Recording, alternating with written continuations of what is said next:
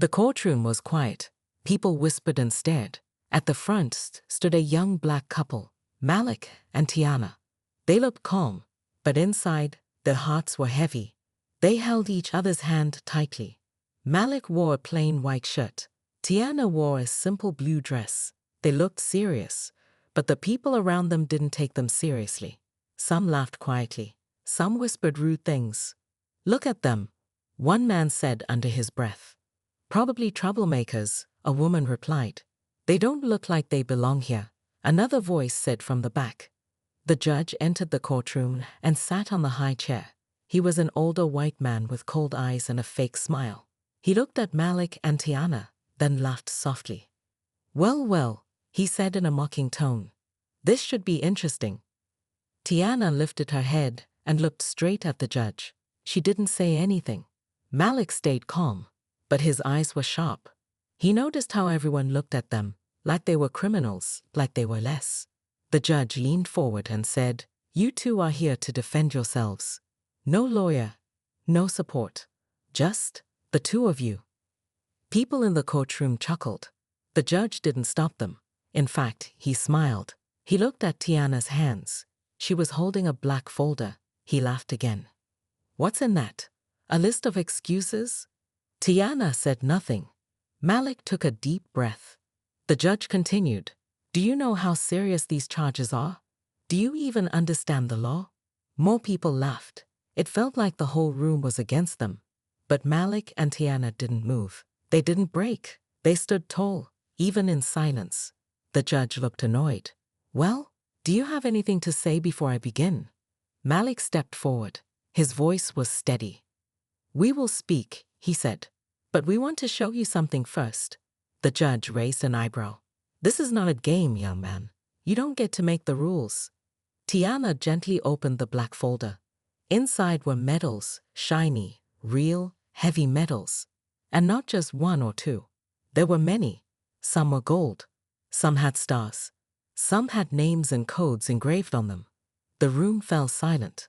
Even the judge leaned forward, confused. What is this?" he asked.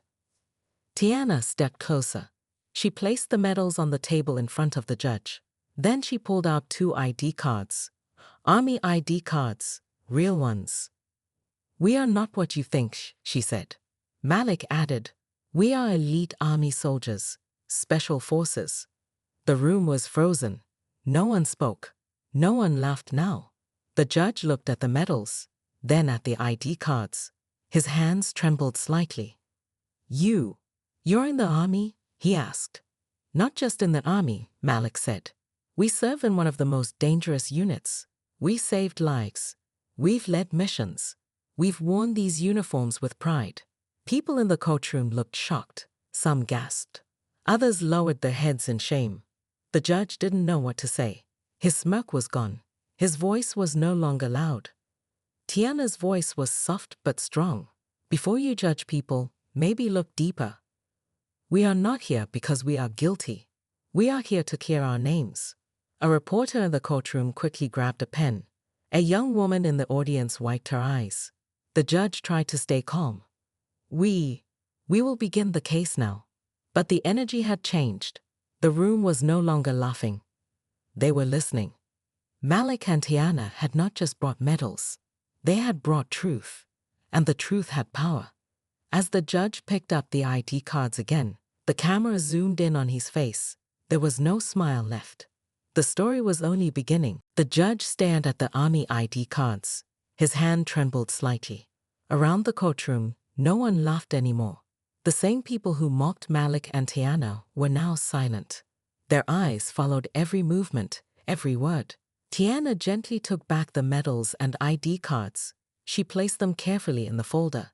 Then she looked at the judge. "You want to know why we're here?" she said. "We'll tell you the truth," Malik added. "But to understand," Tiana said, "you have to know our story." The courtroom watched as the young couple stood tall. Their faces showed strength. But behind that strength was pain, a deep pain most people couldn't see. Malik spoke first.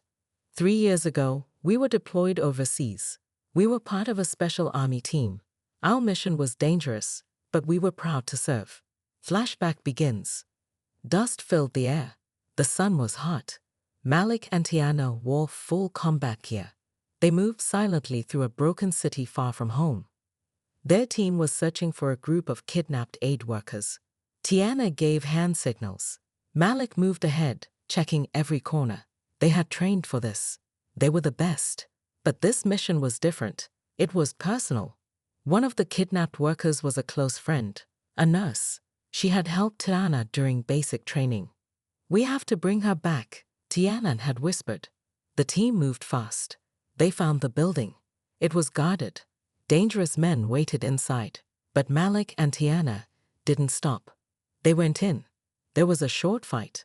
Bullets, noise, fear. But in the end they won.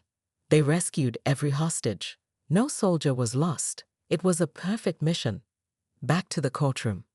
Tiana's voice shook slightly. But when we returned, something was wrong.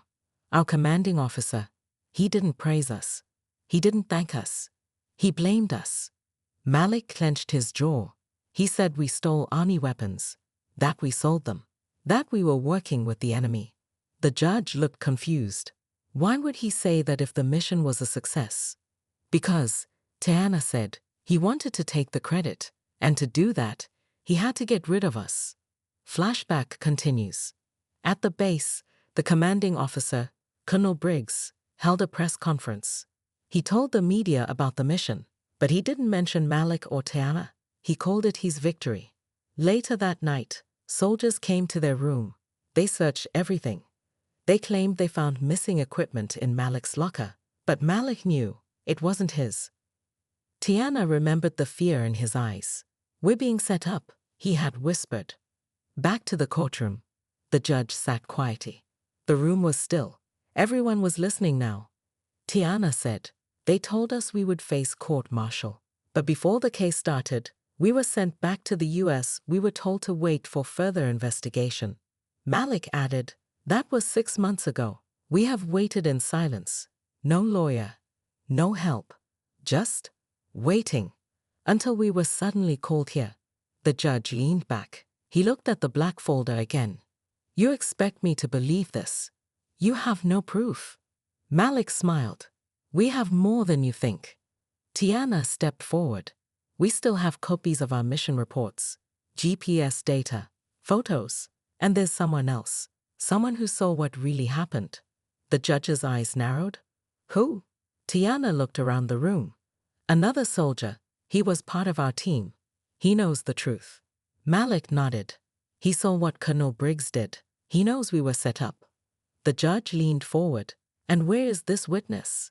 Malik looked at the clock on the wall. "He'll be here," he promised. Outside the courtroom, a man in army uniform stepped out of a car. He looked nervous but determined. He carried a small bag in his hand. Inside were files. Files that could change everything. Back inside, the judge spoke coldly, trying to hide his discomfort.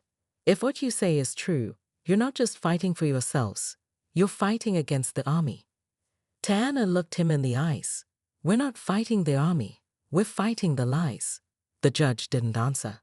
He looked down at the folder. He had started the day laughing at Malik and Tiana. But now, he wasn't sure of anything. A quiet knock came at the courtroom door. Malik turned his head. "That's him," he said. The suspense in the room grew. Everyone leaned forward. The door opened slowly, and in stepped the soldier who could expose the truth. The courtroom door opened. A tall man in a clean army uniform stepped inside. His name tag read, Steet, David Rains. His face looked tired. His eyes looked scared, but determined. He walked slowly to the front, carrying a black bag in his hand. Malik gave a small nod. Tiana took a deep breath. This was the man who could save them or break them. The judge looked at him with curiosity. "And who are you?" "I'm Sergeant Rains," he said. "I serve with Malik and Tiana on the same mission. I've come to tell the truth." The room went silent. The judge raised an eyebrow. "Truth? You understand you're under oath. Lying in court is a crime." "I know," Rains replied, "but not telling the truth would be worse." He opened his bag and pulled out several papers, photos, and a small hard drive.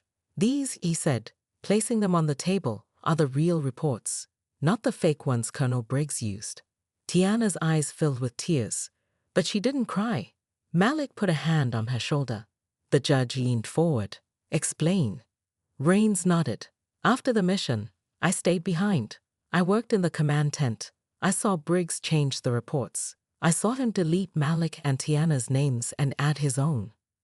Gasps filled the courtroom. Rains continued. He told us to keep quiet. Said it was army business. But I couldn't forget. I knew it was wrong. I knew these two risked their lives. The judge looked shocked. You're saying a high-ranking officer? Yes, Rains interrupted. He betrayed them. And he threatened us too. If we spoke, he said we'd be punished. Some soldiers were scared, but I kept copies secretly. He pointed to the hard drive. Everything is here. Mission orders, team lists, photos from the helmet cameras. You'll see. They led the mission. They saved everyone. And they never touched the missing weapons. Tiana closed her eyes. For a moment, she felt light, like a heavy weight had lifted.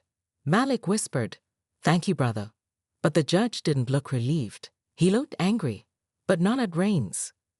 He turned to the court officer. "Get someone from the military records department on the phone. I want these documents checked right now." The officer nodded and left the room. People in the courtroom were whispering again, but now, their words were different. "I can't believe it. They were telling the truth all along. That colonel should be arrested." The judge looked down, then at Malik and Tiana. "If this is true, you were betrayed by your own leader." Tiana nodded. "We gave everything to the army. Our time, our safety, even our peace. And he tried to destroy us for his own gain." Flashback begins. The night before they were sent back to the U.S., Malik had confronted Colonel Briggs.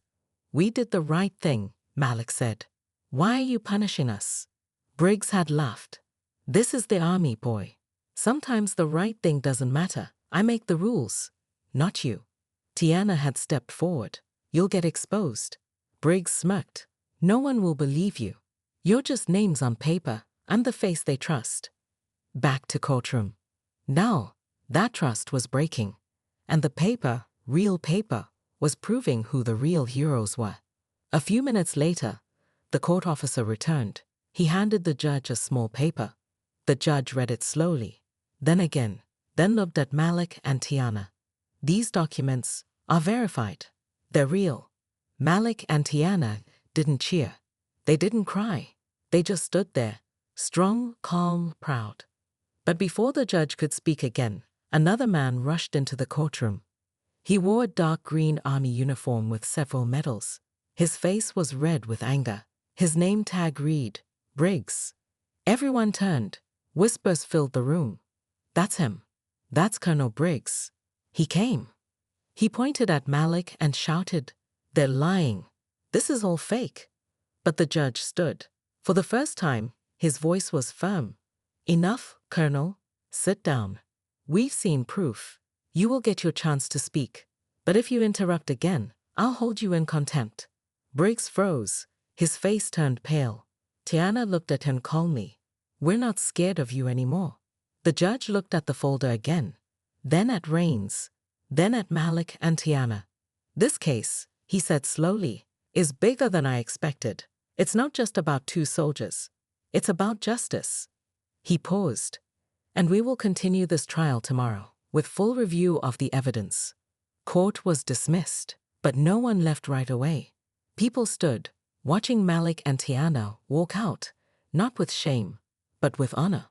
And behind them, the man who tried to break them sat alone, for the first time, afraid. The next morning, the courtroom was full. People came early. Some were reporters. Some were veterans. Some were just ordinary people who had heard the story. Everyone wanted to see what would happen next. Malik and Tiana entered the courtroom together. They walked with quiet confidence. People stood up and clapped. It was not loud, but it was full of respect.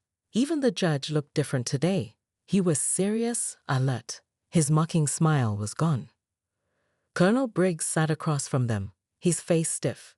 He looked angry, but deep down, he was nervous. For the first time in his career, He was not in control. The judge began the session.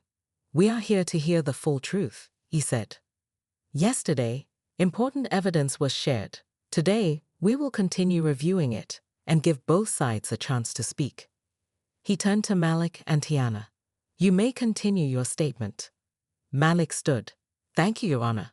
We didn't come here for revenge. We came for justice." He pointed to the medals and ID cards on the table. "We earned these in silence. We never asked for anything.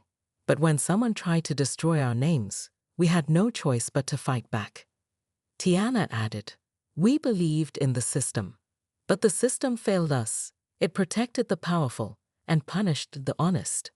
Then she turned and looked straight at Colonel Briggs.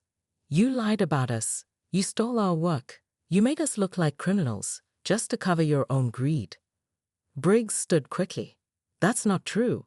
I served this country for 25 years. The judge raised his hand. "Colonel Briggs, you'll have your turn. Sit down." Briggs sat, breathing hard. Next, Sergeant Rains came back to the stand. He explained more about the mission. He showed video clips from a helmet camera.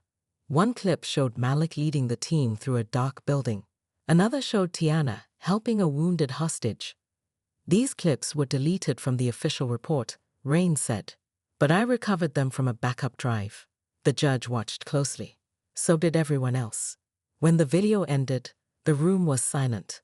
A single tear rolled down the face of an older veteran in the audience. He whispered, "Heroes." The judge looked at Briggs. "Colonel, do you deny changing the reports?" Briggs leaned forward. "Those soldiers didn't follow protocol. I did what I had to do." Malik shook his head. "That's a lie. We followed every order. We saved every life. You just wanted the credit." Tiana's voice cracked slightly. "You told us no one would believe us. Because we were young.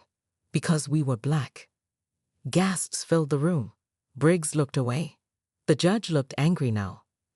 "Did you say that to them, Colonel?" Briggs did not answer. The judge turned to the courtroom officer. "Bring in the next witness." A woman in army uniform entered. She was a communications officer from the same base. She held a phone in her hand. "I recorded a call from Colonel Briggs the night after the mission," she said. "He was talking to another officer.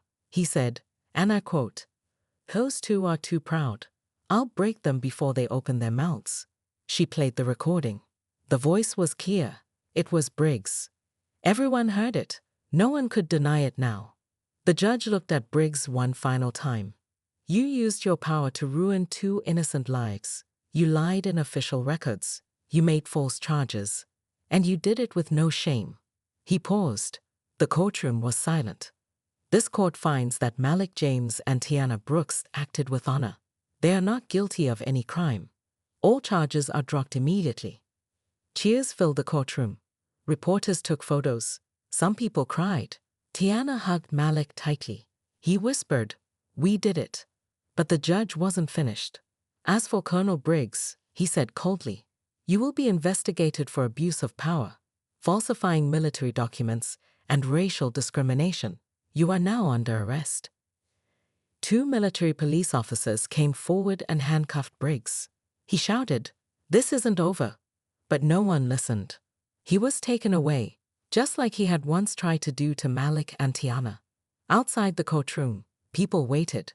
When Malik and Tiana stepped outside, they were greeted with applause. People held signs. "Truth wins. Respect our soldiers. Heroes don't always wear capes." One little boy walked up to Tiana and said, "I want to be like you when I grow up." Tiana smiled through tears. "You be better." Malik looked at the crowd. "We thought we were alone. But today, you showed us we're not." Their fight for justice was over. But their story was far from finished. Now the whole world knew the truth. The video of the courtroom spread across the internet like fire. By the end of the day, millions of people had seen it, on news channels, social media, and mobile phones. The moment when Malik and Tiana were declared innocent, the recording of Colonel Briggs, and the arrest that followed. Every second was being watched and shared. News reporters stood outside the courthouse, holding microphones and speaking fast. Today, A powerful moment of justice was seen live. Two young army soldiers, wrongly accused, have cleared their names in front of the world. People everywhere were talking about Malik and Tiana. In coffee shops, on buses, in offices, and even in classrooms, their names were being spoken with respect. Children watched the helmet camera footage in school and said, "They're real heroes. They didn't give up." Back at their small apartment, Malik and Tiana sat on the couch, quiet. They had been through so much, and now the world finally knew. Tiana looked at her phone. It had hundreds of messages. "Look at this," she said, scrolling. People from all over the country are sending love, even from other countries. Malik smiled slightly.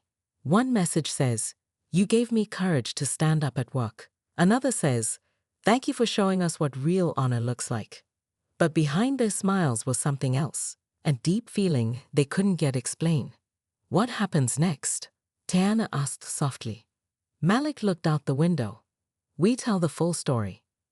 The next morning, they were invited to a live TV interview. A popular morning show had requested them to come and speak. They agreed. When they arrived at the studio, the host greeted them with warmth. "Welcome, Malik and Tiana. The whole country is watching. You've inspired millions. Tell us, how did it feel standing in court, being laughed at, then rising as heroes?" Malik spoke first. "It hurt. At first, it felt like we were invisible, like our truth didn't matter. But we knew we had each other, and we knew we had proof." Tiana added, "We didn't want to be famous. We just wanted the truth. We wanted justice. For us, and for anyone else who has been silenced." The host nodded. "You both served with honor, and then had to fight your own system. What would you tell young people who feel powerless?" Tiana paused, then said, "Your voice matters. Even if no one listens at first, keep speaking. The truth finds a way." After the show, more people reached out. Activists, soldiers, lawyers, even government officials. A senator tweeted, "Malik and Tiana are proof that bravery isn't just found on the battlefield, it's found in truth." That evening, the army held a press conference. A general stood in front of flashing cameras. "The army regrets the pain caused to these brave soldiers. An investigation into Colonel Briggs is now open. We are reviewing procedures to make sure this never happens again." But Malik and Tiana knew something deeper. Their story had touched something bigger than just military rules. It had reached hearts. Later that week, they were invited to speak at a large public event, a veterans' honor ceremony. Thousands of people attended. As they walked on stage, the crowd stood and clapped. Some people held signs with their names. Others waved small American flags. Malik looked out over the sea of faces. He had spoken in missions before, but this felt different. This was not war. This was healing. He took the microphone. "We never asked to be in the spotlight. We only asked for a fair chance. And today, we stand not just for ourselves, but for every soldier, every worker, every voice that has ever been silenced." Tiana stood beside him. "We were judged by our skin, our age, and our background. But truth has no color. Courage has no rank, and dignity belongs to all of us." The crowd roared in applause. Some cried. Some stood in silence, hands on their hearts. That night, a new headline appeared everywhere.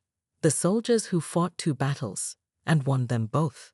Malik and Tiana knew the road ahead would not be easy. There would be more questions, more challenges. But they also knew one thing with complete clarity. They were not just victims. They were not just survivors. They were leaders now. Days passed, but the world didn't forget Malik and Tiana. They were now national heroes. TV channels kept showing clips from the courtroom. Newspapers called them voices of courage. Schools used their story to teach about justice and honor. But for Malik and Tiana, life hadn't returned to normal. They were proud, but tired. Tired from the stress. Tired from being strong every day, and unsure what the future would look like. One evening, while Tiana made tea and Malik sat on the couch, his phone rang. Unknown number. He answered. "Mr. James." A deep voice said, "This is General Samuels. I'm calling from the Pentagon. We'd like to speak with you and Tiana." face to face. Malik paused. About what? A special opportunity. One we believe you've earned. 2 days later, they flew to Washington, D.C. They were taken to a tall, gray government building. Soldiers saluted them as they entered. Tiana whispered, "We used to walk these halls in silence. Now look." In a private room, they met General Samuels, a serious man with kind eyes. He looked at them and said, "First of all, I owe you both an apology. The system failed you. But you didn't let that stop you. You reminded us what honor truly means." He slid a folder across the table. "This," he said, "is an offer. The Army wants to reinstate you both, with full rank and benefits. And more than that, we want you to lead a new department." Soldiers' voices. Tiana raised her eyebrows. "What is that?" "It's a program where experienced soldiers like you help protect others from what happened to you. You'll lead training, review complaints, and speak publicly. It's real power. Real change. You'd help shape the future of the military." Malik looked at the folder, then at Tiana. His heart was racing. This was everything they'd fought for: respect, justice, a chance to make things right for others. But he wasn't sure. Tiana asked, "Why now? Why us?" The general replied honestly, "Because you earned it, and because people trust you now more than they trust us. You've become a voice we can't ignore." The room was silent for a moment. Outside, the sun was setting, painting the sky orange. Malik finally spoke. "We'll think about it." That night, in the hotel room, they sat in silence. The folder lay on the table between them. "What do you think?" Malik asked. Tiana stared out the window. "It's everything we wanted, but also, it's going back into the same system that hurt us." Malik nodded. "Yeah, but maybe that's the only way to fix it, from the inside."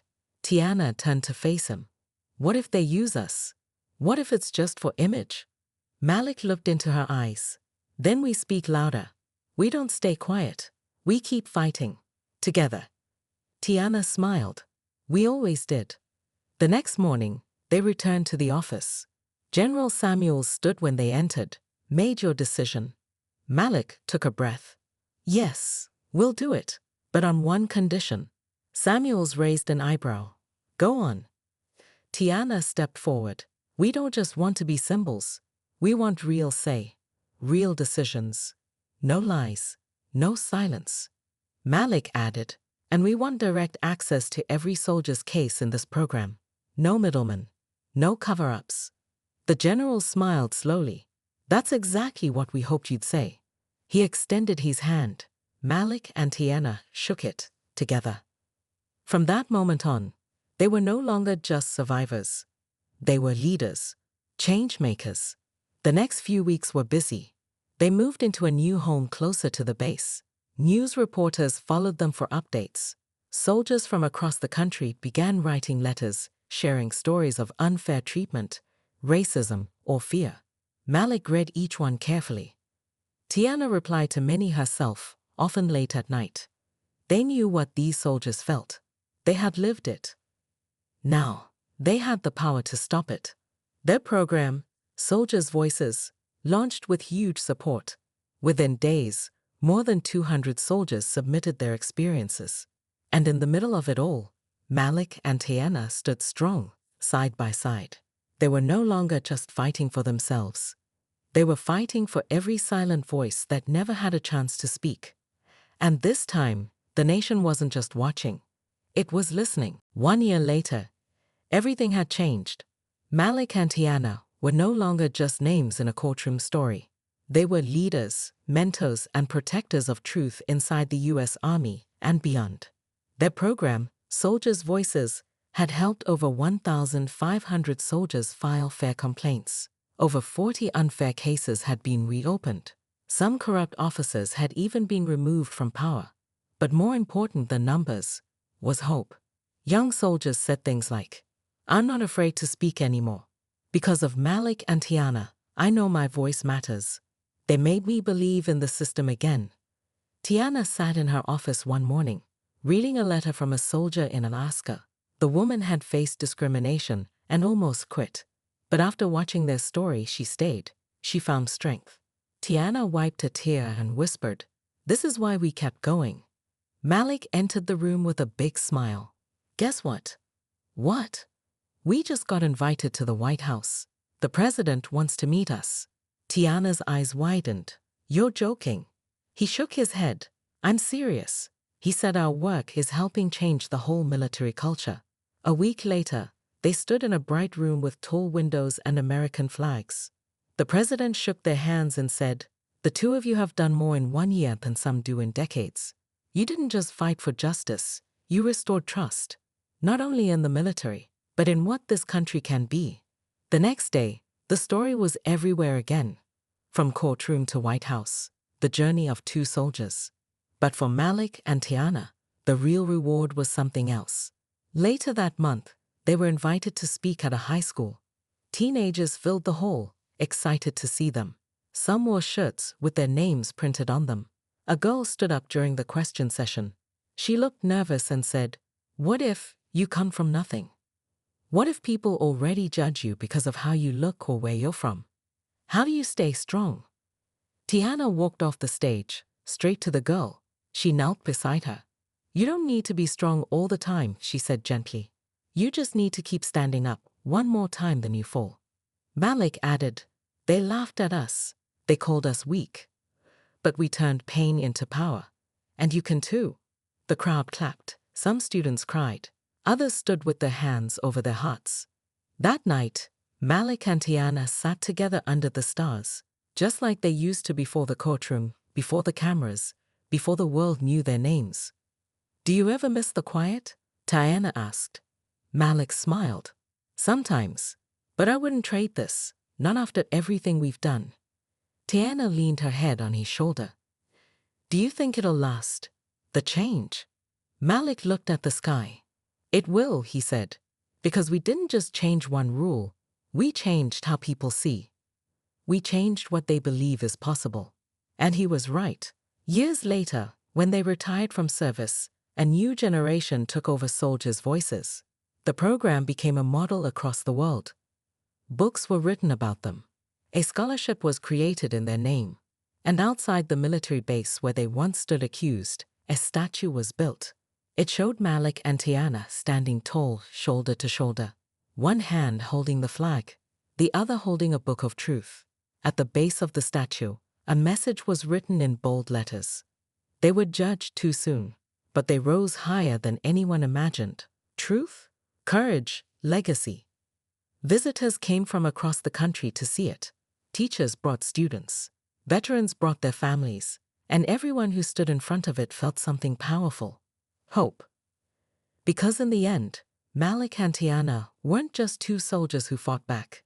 They were a symbol of what it means to never give up, of what it means to fight not with hate, but with honor, and of how two people can change the world simply by refusing to stay silent. Their story was complete, but their legacy, it had only just begun.